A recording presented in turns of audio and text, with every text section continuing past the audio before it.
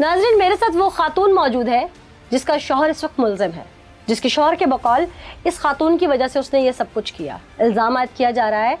उससे से बात करते हैं कि एक औरत इस सारे फसाद की जड़ बन गई, क्या ये बात सच है? और उसका शौहर इस वक्त सलाखों के पीछे है, उसका बेटा सलाखों के पीछे है।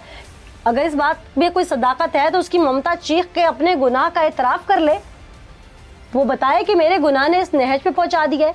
सच क्या है उसी से जानते हैं। क्या नाम है बीबी? फरजाना। फरजाना। फरजाना, तुम्हारा शौहर और बेटा आज तुम्हारी वजह से सलाखों के पीछे है क्या?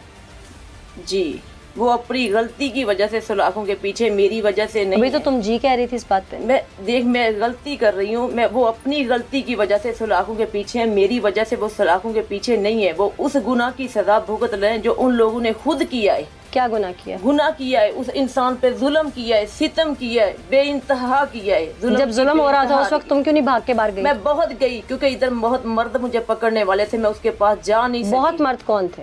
मर्द बहुत थे। वो मेरा मियाँ और मेरा बेटा गैर मर्दों को लेकर आया था उस इंसान पे जुल्म करने के लिए। अच्छा, वो गैर मर्द कौन थे? वो गैर एक इंसान को मैं जानती हूँ, बाकी मैं नहीं किसी को जानती। कितने लोग थे घर में? देखा 6 लोग थे। अच्छा। एक मेरा बेटा था, एक मेरा मियाँ था, 5 लोग और थे जो अनजान थे। उसमें से मैं एक को जानती हूँ, बाकियों को मैं नहीं जानती। अच्छा। वो इंसान मेरी बेटी का पता करने आया था। एक इंसान। कौन तुम्हारी बेटी का पता करने आया था? जिसके ऊपर जुल्म हुआ है। नाम भी तो होगा ना उसका? इकराम। अच्छा। वो बेकसूर है। जो इल्जाम मेरे मियाँ ने लगाया है, मैं कुरान देने के लिए तैयार हूँ, वो इल्जाम झूठा है। तो तुम्हारे शौहर ने ये सब क्यों किया फिर? उसने इसलिए किया कि वो नहीं चाहता था कि वो आदमी मेरे घर पर आए। क्यों नहीं चाहता था? उसको तकलीफ होगी कि वो मेरी बेटी का पता करने क्यों आ गया है। क्यों? ऐसी क्या तकलीफ? जो मुझे इज्जत दे रहा था ना, वो उसको खटकती थी। वो मेरी इज्जत बर्दाश्त नहीं कर। तो अगर तुम्हारे शौहर को खटकती थी तुम मना कर देती? मैं जब घर कोई चल के मेहमान इयादत के लिए आए, तो इतनी दुख दर्द के लिए मेहमान तो वो समझ के आए, तो फिर उसको कैसे घर से निकाला जा सकता है? उसे प्यार से बैठ के समझा देती। समझाती थी। जब मेरे मियाँ ने इल्जाम लगाया तो वो इंसान कह रहा था कि मेरी वजह से तेरे ऊपर इल्जाम लगा, मैं इस इल्जाम को धोकर जाऊंगा, ऐसे बदनामी का दाग तेरे ऊपर छोड़ के नहीं जाऊंगा।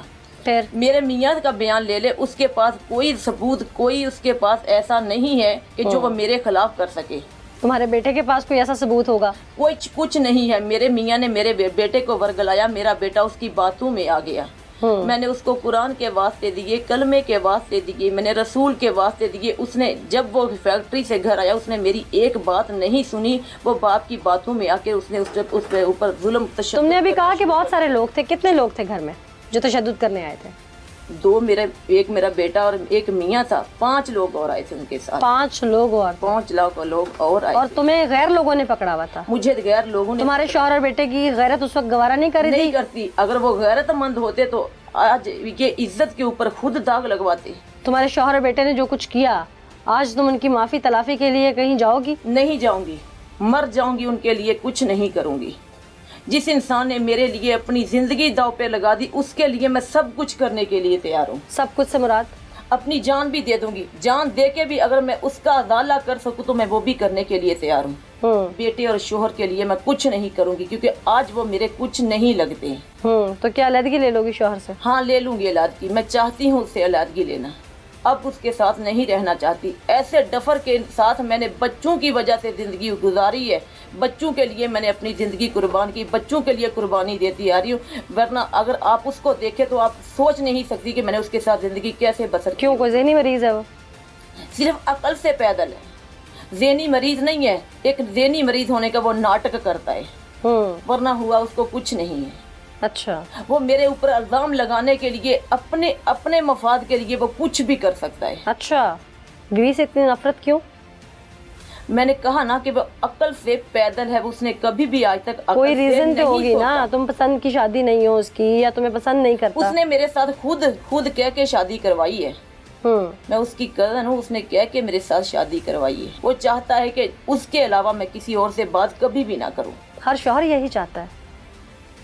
एक इसमें गलत क्या है? हर शोहर वो चाहता है कि उसको जब अपनी बीवी पे एतबार या भरोसा ना हो, अगर उसको मेरे ऊपर एतबार या भरोसा, ऐसे डफर के साथ मैं 23 साल जिंदगी कभी ना बसर करती। कभी कोशिश की उसे यकीन दिलवाने की? बहुत कोशिश की। वेलकम बैक नाजरीन। इस वक्त मेरे साथ मुदई फैमिली मौजूद है, साथ साथ वो गवाहान भी मौजूद हैं जिन्होंने सब कुछ ये देखा। उन्हीं से जानते हैं कि हुआ क्या था। अस्सलाम वालेकुम जी। वालेकुम सलाम। मेरा नाम रिजवान है, मैं इकराम का भाई हूँ छोटा। अच्छा। भाई मेरा घर से आया था छुट्टी, जो क्या हुआ था छुट्टी घर पे, तो वहाँ से वो घर से आया 2 तारीख को, घर से निकला है 30 तारीख को घर से। वालदा को वो बता के आया है कि मैंने वहाँ पे जाना है। जो खाला थी ना, उसकी खाला सास थी, उसकी बेटी की टांग टूटी हुई थी, उसकी इजाज़त के लिए वो आया था। हालांकि उसके शोर को पता था रात वो रहा है, सुबह को उसने वापस चले जाना था। 1 तारीख को वहाँ पे पहुँचा है, रात के 2 तारीख को, और 3 को ये इन्होंने इसके साथ वाक़या हुआ है। दिन के टाइम आया है, उसका शोर घर पे है, बेटा है, बेटी उसकी है, जाहिर है आदत के लिए आए, तो आदत दिन के लिए वो आए हैं और उनके साथ खाना भी खाया है, सब कुछ है। दिन का टाइम में इसका बेटा काम पे था, वो उसको इस के जो आबद है इसने बुलाया उसको, तो ये आया है भाई, इसका जो आबद है ये भाई के साथ बैठा हुआ था, आपस में बातें कर रहे हैं, बेटी भी बैठी है, छोटा बेटा है वो भी बैठा हुआ है। तो भाई ने जिस तरह में बताया गया था, ये पहले उसका बेटा उठ के गया है बाहर, उसके बाद थोड़ी देर के बाद ये जो आबद था ये उठ के चला गया है। कहता हम तो बैठे हुए थे, बैठक में बातें कर रहे थे, उसकी बेटी की टांग टूटी हुई थी जिसके लिए आजादी के लिए वो गया था, छोटा बेटा था, उसकी वाइफ थी। कहता बाहर ही से ये आए हैं, इन्होंने आते ही दरवाज़ा लगाया, बाहर वाला दरवाज़ा लगा के बैठक में इन्होंने जो बेटा था उसको बाहर निकाला है, इन्होंने कुंडी लगाई है, और भाई कहता है मेरे को ये मारना पीटना शुरू हो गई है। अच्छा। ये 6 बंदे थे, 2 ये दोनों बाप बेटा थे, 4 बंदे और थे।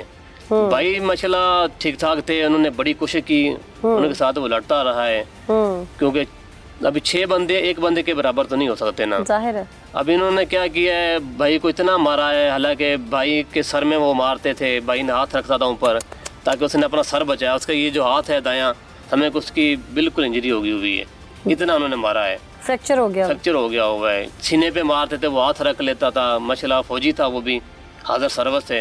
अच्छा। हाजिर सर्विस है, अभी 16 साल उसकी सर्विस हो गई थी। अच्छा।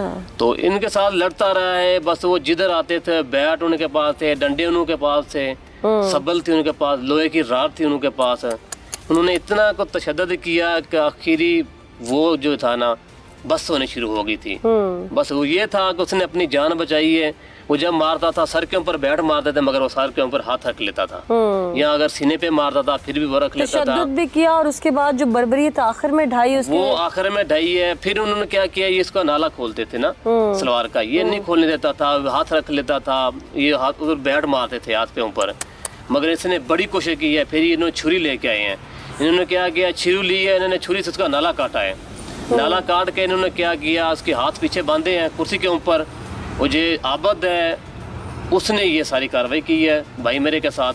जो तीसरा उसके साथ था, उसका जो लेके आया था बाहर से, सईद नाम था उसका, वो इसकी टांगों पर बैठा है जिस तरह भाई ने बताया है, इसने उसका नफ्स काटा है। इसने भाई ने बड़ी कोशिश की है उनसे नफ्स काटने की, हालांकि वो तो बिल्कुल ख़त्म कर रहे थे। जो पीछे थे उसका साला था अलियास, मास्टरमाइंड वो था, क्योंकि इनकी भाई की और उनकी थोड़ी आपस में नहीं लगती थी ना, जिसकी वजह से सारा कम समय के करना किसी का था और भरना इसको पड़ा है। हमारे गांव में चले जाए, कहीं भी चल जाए, अगर भाई के नाम पे ऐसा कोई वारदात या ऐसा कोई किस्सा या गांव में ऐसा कुछ का मसला हो, नहीं ऐसा मसला हो या ना हो, ये इंसानियत का तकाजा नहीं है कि किसी पर यह तशद्दुद करना। इन मसाइल का हल और तरह से निकल सकता है। अगर कोई शक शुबहात हैं तो वो दूर हो सकते हैं, और अगर कुछ इसमें रियलिटी भी है तो ये मामला जो है इसके लिए दीन भी तरीके से खाता है, और दुनिया में कानून में भी इसके बहुत सारे तरीके हैं। शक आपको अपनी बीवी पे है और मार आप किसी और को इस बेदर्दी से रहे हैं कि वो उसकी जान चली जाए, और उसके बाद जो कुछ उसके साथ कर रहे हैं मैं बयान नहीं कर सकती अल्फाज में कि जो उनके साथ बीती होगी।